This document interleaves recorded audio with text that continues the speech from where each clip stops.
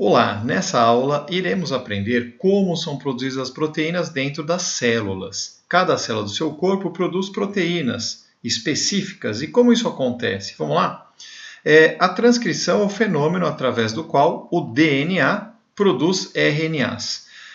Sempre existem genes específicos que irão produzir RNAs.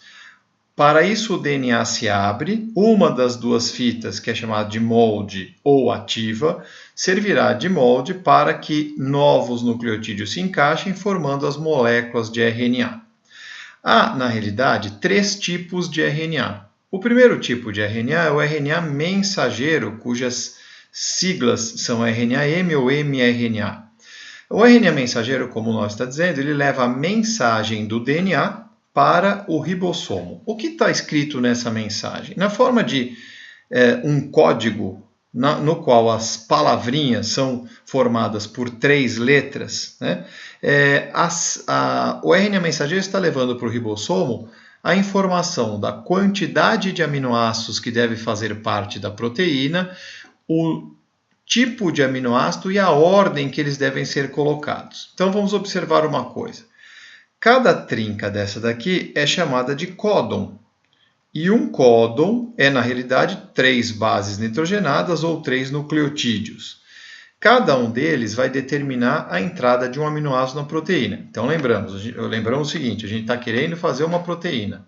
Para isso nós precisamos de uma receita. E quem estará levando essa receita ao ribossomo é o RNA mensageiro. O RNA transportador, ele é outro tipo de RNA. Ele vai transportar aminoácidos que estão pelo citoplasma da célula até o ribossomo que estiver sintetizando a proteína. É como se ele levasse os ingredientes para sintetizar a proteína até o ribossomo, que é quem irá montar a proteína. A forma do RNA transportador é essa da esquerda. No entanto, para simplificar o nosso desenho, eu vou usar essa da direita. O RNA transportador, ele tem uma trinca chamada anticódon. O anticódon se liga justamente ao códon do RNA mensageiro, como veremos adiante. O terceiro tipo de RNA é o RNA ribossômico. Ele forma o ribossomo, que é a organela celular que irá produzir a proteína. O ribossomo ele é formado por 2 subunidades, uma que contém bastante RNA ribossômico e a outra na qual predomina proteínas. O RNA ribossômico também participará da síntese proteica, mas na condição de ribossomo. Bom, uma coisa importante é lembrar que todos os RNAs, não importa o tipo, é produzido pelo DNA. Então, todo o RNA é produzido pelo DNA. É claro que cada RNA é produzido por um gene diferente. Então, aqui, esse RNA transportador é produzido por um gene, esse por outro e assim por diante. Cada gene irá produzir um RNA transportador.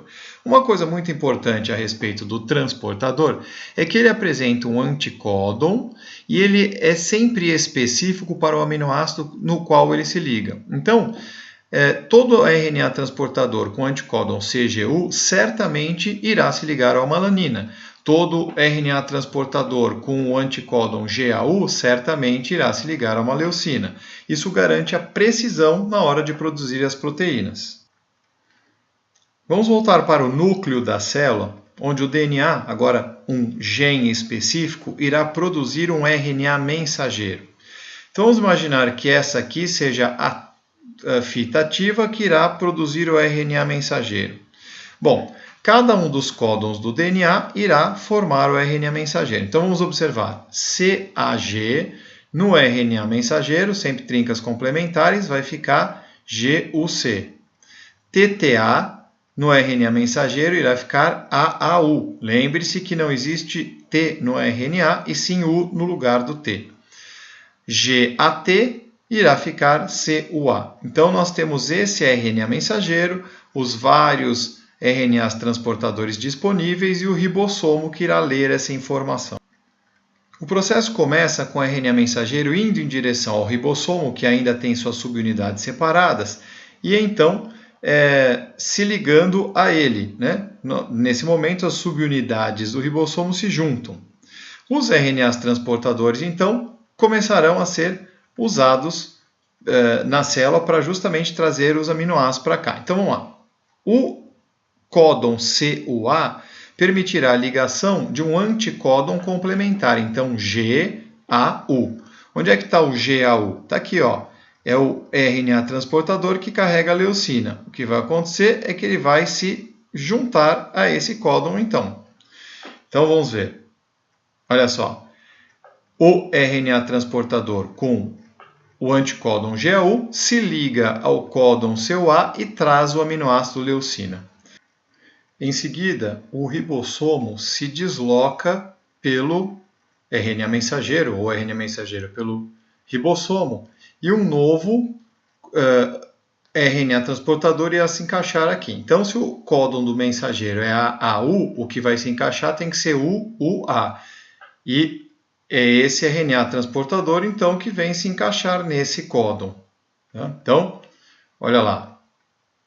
O RNA transportador, trazendo a asparagina, se liga ao RNA mensageiro. Agora, os dois aminoácidos têm que se ligar um ao outro. Ocorre, então, uma ligação enquanto o ribossomo se desloca. Essa ligação entre aminoácidos é uma ligação peptídica e vai uni-los para formar a proteína. Tá? O ribossomo se desloca mais uma vez. E agora, como esse RNA transportador já cumpriu o papel dele, ele pode se destacar. Então, olha lá, ele se destaca e vai novamente voltar para o citoplasma para procurar um outro aminoácido leucina. O próximo RNA transportador que tem que se encaixar aqui tem que ter a sequência CAG. E é esse RNA transportador aqui. Então, ele agora vai vir se encaixar aqui. Tá? Então, vamos ver o processo. Olha lá. Ele veio, se encaixou e trouxe o aminoácido. O que acontece em seguida? Tem que haver a ligação, mas nesse momento já terminou o processo. Então, sai o RNA transportador que estava carregando a asparagina e todos os aminoácidos estão ligados uns aos outros por ligações peptídicas. Como terminou o processo, o ribossomo vai se destacar e o RNA mensageiro fica pronto para ser utilizado novamente. Os RNAs transportadores voltam para o citoplasma, que continua o citoplasma, mas vão atrás de outros aminoácidos. Lembre-se que sempre específico. Então, cada um volta a pegar um aminoácido igual àquele que ele já tinha carregado. E, por fim, aqui nós temos o polipeptídeo. Seria polipeptídeo acima de 4 aminoácidos. O nosso exemplo tem apenas 3, seria um tripeptídeo. No final, então, o mais importante é que foi formado o polipeptídeo. Lembrando que para ser polipeptídeo, de fato, ele tem que ter mais de 4 aminoácidos. Aqui temos apenas um exemplo. E esse polipeptídeo pode ser uma proteína que tem funções diferentes. Ela pode ser uma proteína de construção, uma proteína de defesa ou mesmo uma enzima. Agora vamos para uma parte bastante importante, que é o seguinte: como é que nós sabemos qual RNA transportador carrega qual aminoácido? Então vamos lá. Existem as tabelas de códons. As tabelas podem ser de códons de RNA, e aí se falamos em códon só pode ser de RNA mensageiro. Se fosse de transportador seria anticódon. E se fosse de DNA, nós não teríamos uracilas aqui, sim timinas. Bom, vamos imaginar o RNA mensageiro, porque é ele quem irá comandar a consulta da tabela. Nós temos aqui no RNA mensageiro a trinca GUC. GUC traz qual aminoácido? Qual é o aminoácido que o RNA transportador irá carregar para se ligar aqui? Então vamos procurar lá, GUC. GUC está aqui, ó. Determina o aminoácido valina. Então aqui nós temos o aminoácido valina.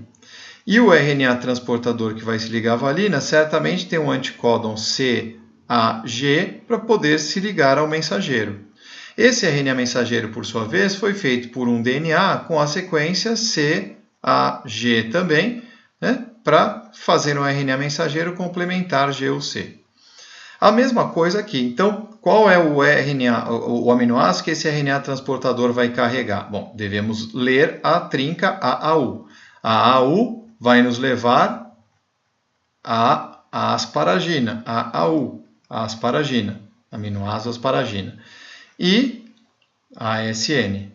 E, finalmente, o último RNA transportador carregará o aminoácido determinado pelo códon CUA. CUA, então CUA é a leucina.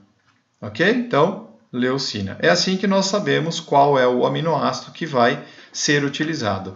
Se a tabela fosse de RNA transportador, nós não procuraríamos CUA, procuraríamos o correspondente no transportador, que seria o quê? GAU, o complementar. Se tivéssemos que procurar asparagina numa tabela de RNA transportador, nós não procuraríamos a AU, mas procuraríamos o UA, que é o correspondente no RNA transportador. Ficamos por aqui.